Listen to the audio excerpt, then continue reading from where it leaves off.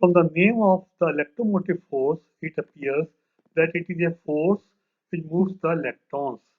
But it is not a force. It is an energy required to move a unit charge. The unit of the electromotive force is volts.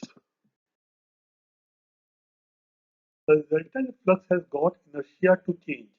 The resultant flux is a phasor sum of the main flux and the armature flux. When the main flux linking the stator coil changes, current is induced in the coil. The direction of the induced current is such that the flux produced by it opposes the change in the flux. It simply means that if the main flux is increasing, it opposes the main flux, and if the main flux is decreasing, it aids the main flux. The induced current means that the electrons are moving in the opposite direction. Electrons flow to one end of the coil, making it negatively charged. The other end becomes positively charged. Thus, EMF is induced between the coil ends.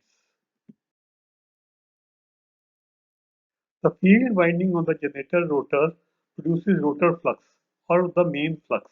As the rotor rotates, the flux linking the stator coil changes. At a particular moment, the main flux is increasing. The electrons flow from one end to the other end of the coil.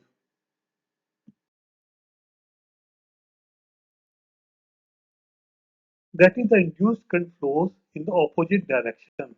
The flux produced by the induced current opposes the main flux.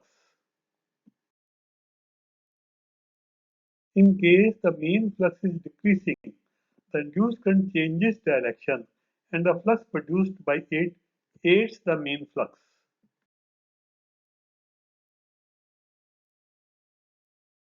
The electrons collect at one end of the coil, making it negatively charged. The other end becomes positively charged. Thus, EMF is induced between the coil ends. The EMF is induced as long as the flux is changing. Faraday's first law states that a changing magnetic field induces EMF in the coil, and if the circuit is closed, the induced current circulates through the circuit. Faraday's second law gives the magnitude of the induced EMF. Let us understand the first law. When the rotor flux rotates, the magnetic field linking the stator coil changes.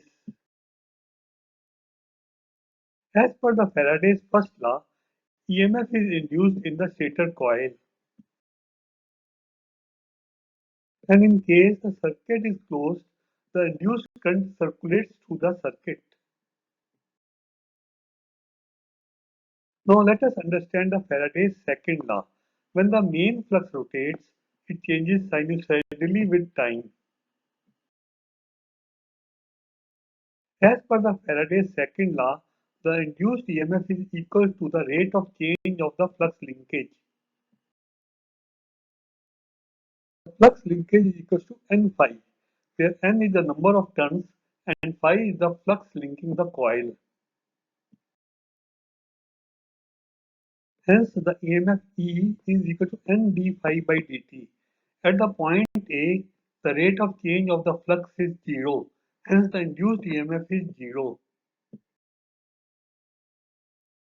At the point B, the rate of change of the flux is maximum. Hence, the induced EMF is maximum. Suppose a pure resistive load is connected to the generator. Induced EMF, induced current, and the armature flux are in phase.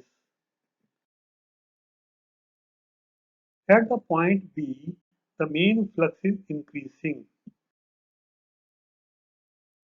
The armature flux opposes the main flux. Hence, the armature flux, induced current, and the induced EMF are negative. Therefore, there is a negative sign before EMF. The flux phi is equals to phi m sine omega t, where phi m is the maximum flux and omega is angular velocity. Hence, EMF is equal to n phi m omega cos omega t. Omega equals to 2 pi f. The RMS value of the EMF is obtained by dividing by root 2. Thus we get E equals to minus 4.44 Fn phi m. The Lenger's law gives the direction of the induced EMF. It becomes difficult to understand if you read this law in a stretch. Let's divide this law in four parts. The law states the direction of the induced current is such that the flux produced by it opposes the change in the flux. It simply means that the armature flux opposes the main flux if it is increasing and aids the main flux if it is decreasing. When the poles rotate, the main flux linking the coil keeps on changing. Suppose the main flux is increasing. As per the Lenger's law, the flux produced by the induced current opposes the main flux. Applying the right and thumb rule, the direction of the induced current in the top conductor is outward and in the bottom conductor is inward. When the main flux is decreasing, the flux produced by the induced current aids the main flux. Again applying the right and thumb rule, the direction of the induced current in the top conductor is inward and in the bottom conductor is outward.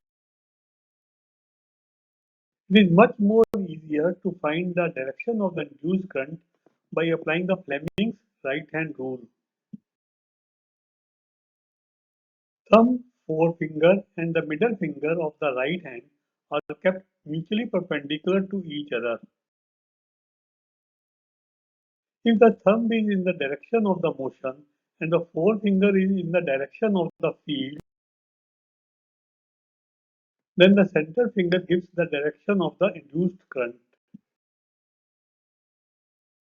Let the main flux is running anti-clockwise. That is, the conductors are running clockwise with respect to the field. The thumb is pointed in the direction of the motion. The forefinger is pointed in the direction of the field. The direction of the induced current in the top conductor is outward. Similarly, applying this rule to the bottom conductor, the direction of the induced current is inward.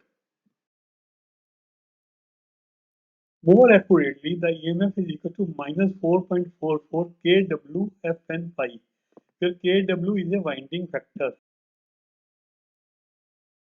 Kw is equal to Kd into Kp, where Kd is a distribution factor and Kp is a pitch factor.